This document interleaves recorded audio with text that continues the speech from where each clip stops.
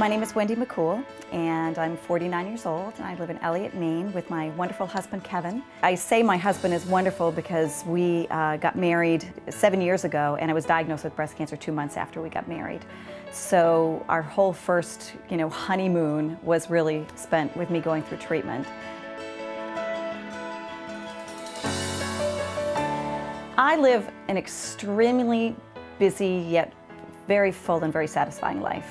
I run a nonprofit organization helping breast cancer patients in the greater Seacoast area. When I'm not doing that, my hobby, or my way of life as I prefer to call it, is barbershop singing. I direct a women's barbershop a cappella chorus in Portsmouth. That's my therapy. I have 2 beautiful children. My daughter Brittany is 25 and engaged. My son Ryan is 23. I have 2 stepchildren, Sean and Aaron. We have a dog, Bailey. She's a beautiful 4-year-old Wheaten Terrier.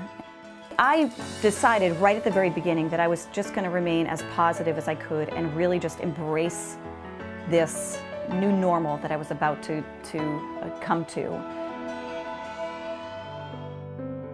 I was 42 years old. Interestingly enough, it was the same age my mother was diagnosed. She's a 3-time breast cancer survivor, and she was 42. I called my mom, and I could just hear, I get choked up even thinking about it. I could just hear the sadness in her voice, and she really thought she gave it to me.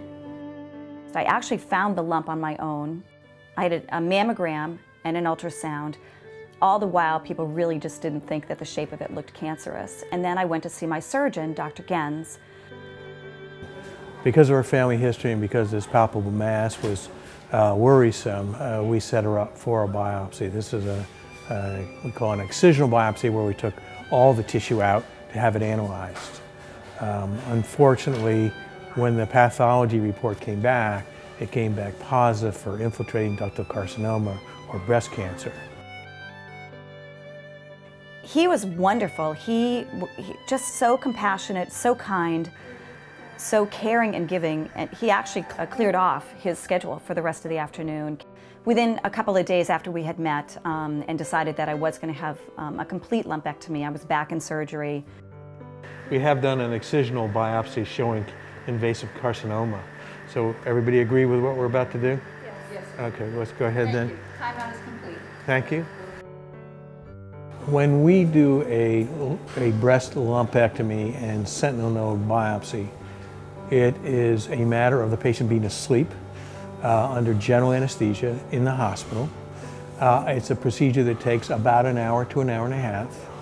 While they're asleep, we take a significant portion of the breast, usually about 1/5 or 1/4 of the breast tissue, surrounding the breast cancer. And after we've done that, we do hand it off to the pathologist to have it analyzed over the next day or 2 to make sure we've surrounded the cancer. I really felt calm. They really helped to ease any anxieties that I might have had about going into the surgery. Just a really good demeanor among the nursing and all the staff that were a part of the surgeries that I had. Dr. Poulin at the Portsmouth Oncology Center was my oncologist. And when we met to talk about what I was going to be receiving for treatment, we determined that I was going to have 6 rounds of treatment of chemo once every 3 weeks. Any young woman who comes in with a diagnosis of breast cancer is in a state of panic to start with. We first reassure them that there's going to be light at the end of the tunnel. We talk about the fact that she is going to get chemotherapy for a period of time, but that is a short period of time relative to the rest of her lifetime in it. And we now have set up a nurse navigator system where we have one of our oncology nurses actually helping women through that process as soon as their diagnosis is made. Going into my first chemo treatment, I was afraid of getting sick. I was just, the last thing you want to do is put something in you that's going to make you feel sick on purpose. But they were wonderful. My chemo nurse was just amazing. When I went through my treatment, I kept an online journal and called it Bald Wendy. It was just such an easier way to keep my barbershop friends, my family, relatives, everybody updated on how I was doing without having to repeat myself all the time.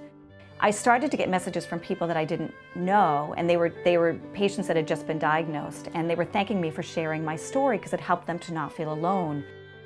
I decided to create a nonprofit called breastcancerstories.org. It's just a wonderful support tool to help people to be able to share and connect. My heart has never been so full. I wouldn't be here right now. I wouldn't be doing what I'm doing. I wouldn't be as positive of a person as I am had I not gone through that whole life-changing situation. When I finished my treatment, I was a little sad.